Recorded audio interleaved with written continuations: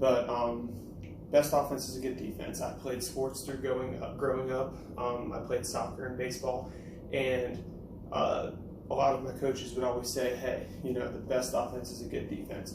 Well, in sports, I wouldn't say that's 100% true.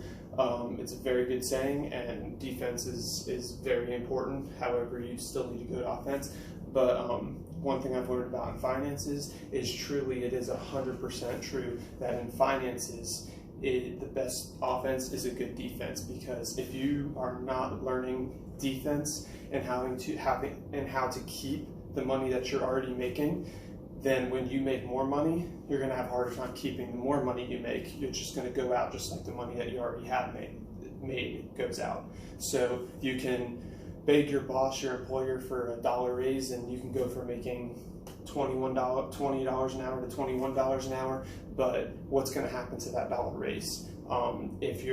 If you're breaking even every month off of the $20 an hour, if you think that the $21 an hour is going to get you away from that, it probably won't, because you need to learn how to not break even before that dollar raise. So that way, then when the dollar raise comes, you're truly putting more in your pocket. Because if you're just turning over money and everything that comes in is going out, that's never going to stop. That's running the rat race. That's making an amount in a week or in a month and spending that amount in a week and a month. You're never gaining ground. In fact, with inflation and with the way the economy moves, you're actually falling behind. And sooner or later, you'll catch yourself in debt with bills that you'll be a slave to. So if you don't want to be in that position, that's part of what this video is about, is teaching you how to get in front of that. And it's not always going to be easy, and it's not always going to be comfortable.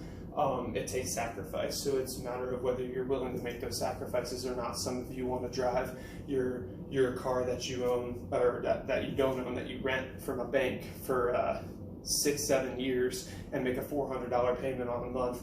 And some of you are not willing to drive just a simple, easy vehicle that might be a little bit of a beater, but it'll get you from point A to point B, and you won't be making payments on it. So it's all about, I start with that because that's one thing that is the complete opposite of the best offense is a good defense. That's one thing that's the first thing I would tell you if I talk to you and you ask me what you could do better. If you're making a car payment, I'm going to talk to you about how you can stop making that car payment.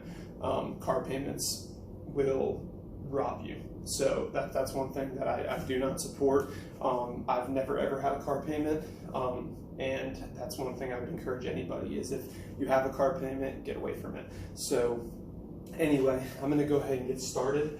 I've always done this. I've always played defense. Every bit of money I've made, I grew up in a poor environment. My family really never had much. The most money my dad ever made, I matched when I was 12, 13 years old an hour. I was making what the most my dad ever made was. So that shows his drive and his motivation. So me and my brothers didn't get the drive and motivation that we have from our dad, that's for sure. We got it on our own because we wanted to do better than the way we were raised. So ever since the day I started making money, I started working at 12 years old, part-time, full-time at 15, 2 full-time jobs at 17. I always learned how to play defense and how to keep more money the most money that I was making, how to keep it rather than spend it, because the more I spent, the less I had. I didn't want to break even. I wanted to build up a nest egg to where when I got older, I wouldn't be in debt or behind. And you might say, well, you had a good opportunity because you were 12 or 15 or 17 when you really started making money. Well, maybe everybody doesn't have that opportunity. However, for any 12-year-olds that might view this video, there's no excuse. You could be going to school full-time, but yet you can still wash cars in the evening, talk to your dad, talk to your mom. I'm sure they can find something that you're able to do extra to make a little cash. You just have to have that willingness rather than sit at home, play video games or watch TV or movies. And that just doesn't go for teenagers, but that goes for anyone. It's about willingness. I had willingness, I had drive. I was working 80 hours a week when I was 17 years old. My mom will tell you she hated me. She hated me for it because I was miserable to be around. But I was dedicated. I did that from 17 to 21, 80 hours a week, working 2 full-time jobs. So it's all about drive and dedication. If you do not have drive and dedication and something motivating you, you will not get out of the rat race. You will not get out of debt. You will not become financially free, and you will not retire at an early age. You have to have those things. People say, well, money is the root of all evil. That is not what the scripture says. The scripture says the love of money is the root of all evil. You don't have to love money, but you do need money. And money brings a peace. Like, it doesn't bring happiness. People say, well, money doesn't bring happiness. That is true. But I'm telling you right now, the lack of money brings unhappiness. That is the 100% truth. Is any financial strain on you or your wife or your kids or your family's life, it brings a strain, it brings a hardship. And if you can have money and do away with that hardship, then you can have more time for happiness. I mean, it doesn't bring happiness, but it definitely doesn't hinder. So those of you that want to use excuses like, oh, the root of the money is the root of all evil, that's irrelevant, or money doesn't bring happiness, that's irrelevant. You're making excuses to be in the condition that you're in. I'm doing more talking than I wanted to do. I wanted to get into this board faster, so this is probably going to be a two-part video. But bear with me. I wanted to write some stuff down from this last year. I started dating my wife, and I started spending money more freely than I ever have before. I made a move from Florida to North Carolina. I stopped working 2 jobs, went down to 1. So my income went down and my spendings went up. I stopped playing defense. I still always have played defense. And when you look at my monthly payments behind me, you might realize those are less than what I'm doing. And that's the reason why is because even when I wasn't doing my very best to play defense, I was still playing defense because I always have, but I definitely got away from it more than I ever had before. So when it came down to buying the house that I purchased, when I sat down with my wife and said, hey, we're going to purchase this house, it's a little bit beyond what we can do, but we can fix that. At the time, she was working, and she still is working, but everything I do in my household, all my budgeting, all of what my money is based off of has nothing to do with her income. I don't want it to do with her income because I want to be the provider of the family. I want to pay the bills. My income covers everything, and then whatever she makes is extra, and she does a very, very good job at that. She brings a lot of money home, and she helps us a lot, and all that money that she brings home is extra. That goes to our short-term investments. That goes to a lot of our long-term investments. That pays more into our retirement.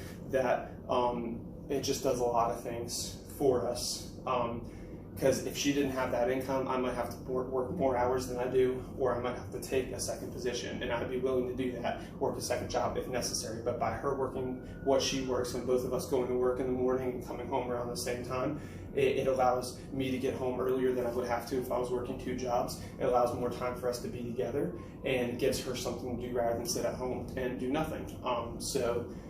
Some people say, well, oh, she could take care of the house. Well, when you have 1,000 square foot home or 1,500 square foot home, and there's only 2 people there, you don't have kids and stuff, it really doesn't take much to upkeep that house. And you as a husband, if your wife is working, you should be doing what you need to do to help her with those things. You should be helping wash the dishes, cook the meals, do the laundry, clean the house. You shouldn't leave it up to your wife if she's punching same hours as you, or maybe at times more or at times less. You need to do what you need to do to help her if she's going to do that as well. You work as a team. Me and my wife, that's one thing that has been such a successful thing with our marriage, is we have been such a team from the day we got married to this point. But when we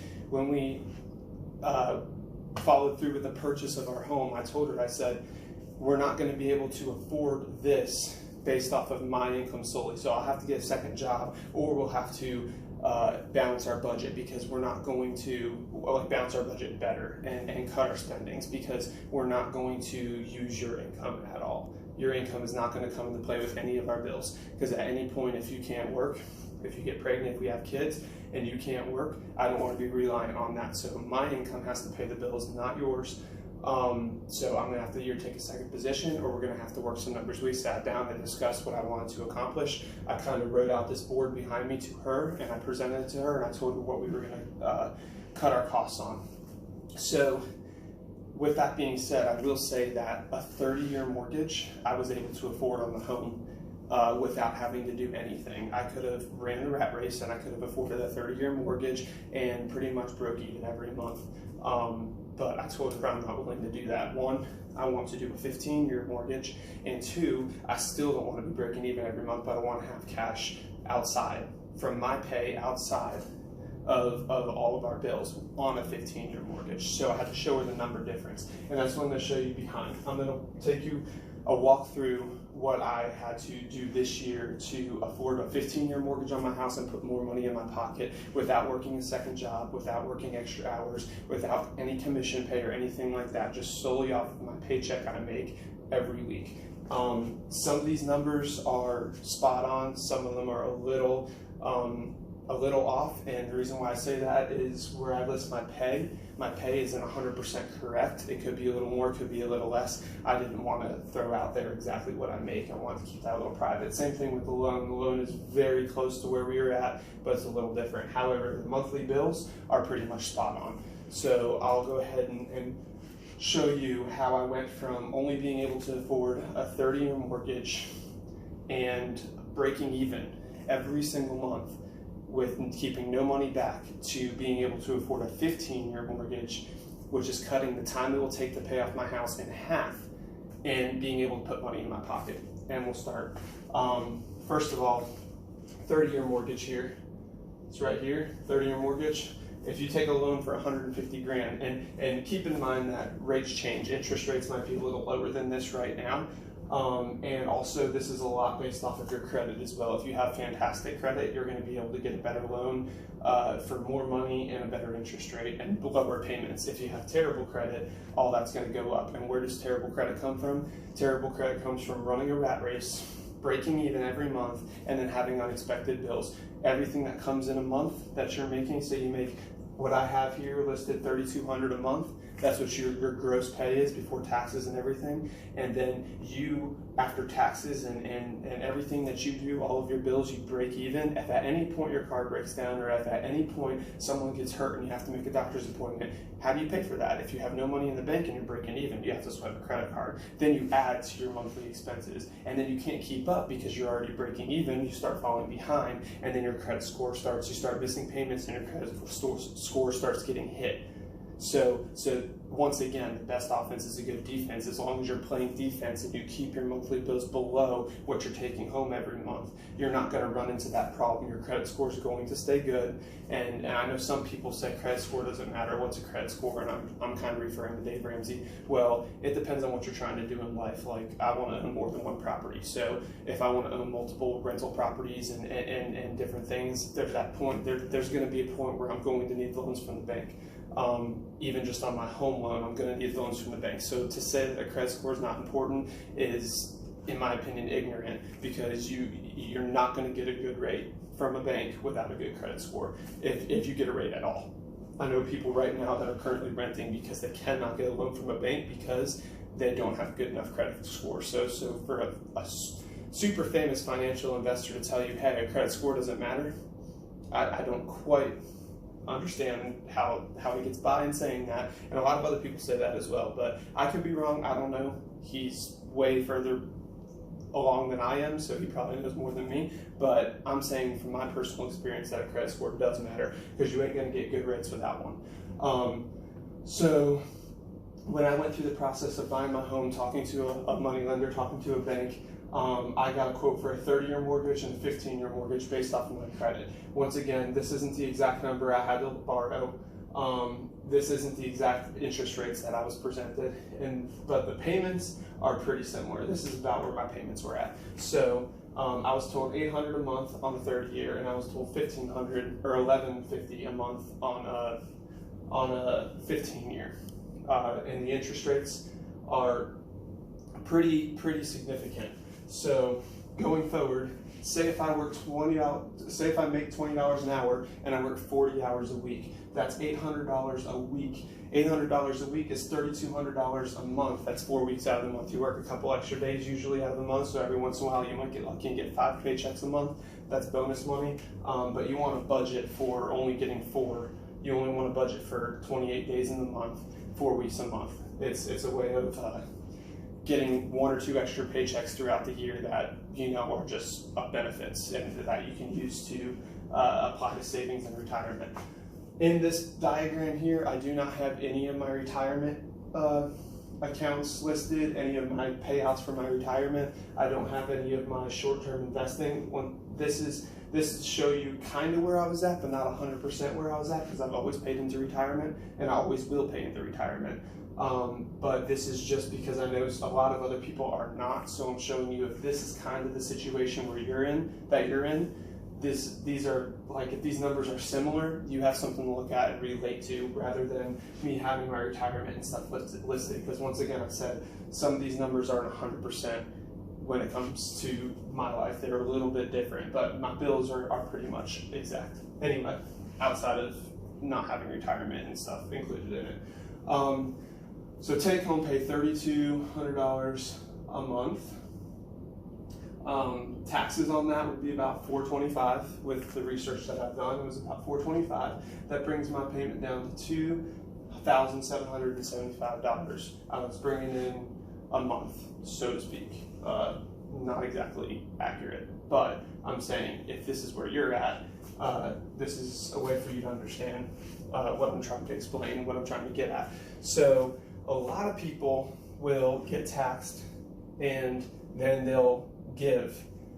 So we'll say tithes. I'm a Christian and I believe in my Bible, and most of you that are going to be viewing my videos probably do the same. Maybe some don't, but I believe in my Bible where it says to give God 10% in tithe and even more in offering. So we should be doing more than just 10%. We should be giving an offering as well, if you follow the scriptures. Some people don't. Some people don't have that philosophy, or they have a construed version or idea of what that means, and they do it a different way. That's fine. The way I have it listed here is the way that I was instructed to do it, not by somebody, but I just feel that this is the revelation that God gave me, and this is how I do it. Doesn't mean this is how everybody else has to do it. But I will say this: if you're not paying tithes to your church, and if you're not going to church, still, if you talk to me, I'm going to tell you to give 10% at least of your pay, because that is crucial to becoming rich. That's crucial to becoming financially free. You have to give. You have to give. Dave Ramsey will tell you that. Robert Kiyosaki will tell you that. Donald Trump will tell you that. They will all tell you that you have to give. And 10% is a really good number, but usually you want to build even beyond that. You want to give, because those of you who give will receive. When you give, you receive. That's just